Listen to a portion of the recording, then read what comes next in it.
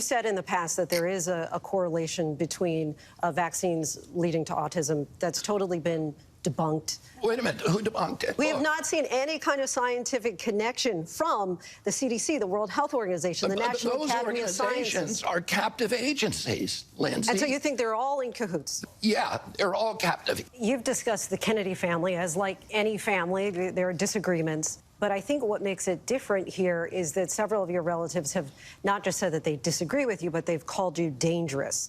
And as you're probably well aware, there were two of your siblings and a niece who wrote in a Politico article back in 2019. He's helped to spread dangerous misinformation over social media and is complicit in sowing distrust of science behind vaccines.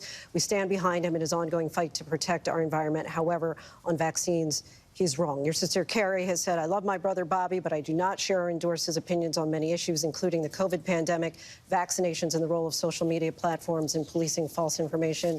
Your sister Rory has said, I admire his past work on it as an environmentalist. Because of him, we can swim in the Hudson, but due to a wide range of Bobby's positions, I'm supporting President Biden. And I'm just curious, if you are not able to get your own sisters to vote for you for president, how would you make that appeal to American voters?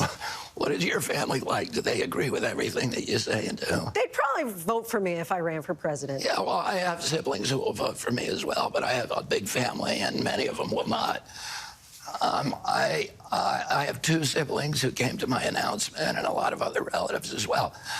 But, I mean, there's disagreements, but, you know, I love my family, and, you know, my family in particular, we grew up arguing with each other, and we are very, very, I think, say, comfortable disagreeing with each other, both publicly and privately on issues, and at the same time loving each other. And that's something that I think is a lesson that we ought to learn for this country. We can disagree with each other without hating each other, without vilifying each other, without marginalizing each other. I'm just making a distinction on just using your family's words, calling you dangerous. I was just using your family's words to call you dangerous rather than saying that's not like the typical family that might have disagreements around the kitchen room table. And how do you expect me to respond to that, other than saying they were wrong about the issue that they consider me dangerous? Oh, that's a fair response. And my other point is just that if you don't regard the same scientific authorities... Science is rarely static. There are very few scientific principles that are immovable. Science is dynamic. And, you know, look, I've argued over I've litigated over 500 lawsuits. In every one of those lawsuits, there are experts, authorities on one side, and experts and authorities on the other that are saying the exact opposite thing. So, no, I don't trust authority. I need to see the details. I need to see the science. Your final pitch to voters. My pitch would be that, you know, we need to look at what's happened to our country.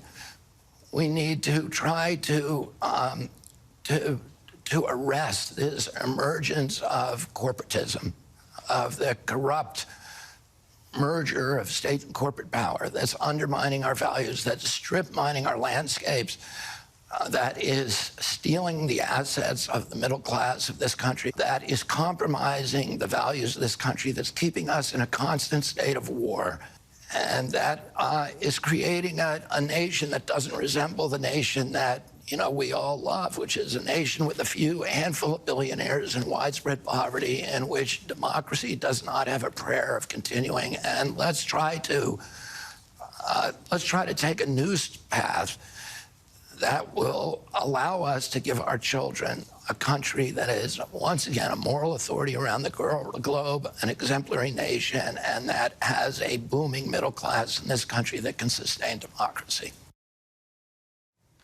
We should note that during our conversation, Kennedy made false claims about the COVID-19 vaccines. Data shows that the COVID-19 vaccines prevented millions of hospitalizations and deaths from the disease. He also made misleading claims about the relationship between vaccination and autism. Research shows that vaccines and the ingredients used for the vaccines do not cause autism, including multiple studies involving more than 1 million children and major medical associations like the American Academy of Pediatrics and the advocacy group Autism Speaks. We've used our editorial judgment in not including extended portions of that exchange in our interview. We thank Mr. Kennedy for the conversation. ABC News Nightline, brought to you by Pfizer.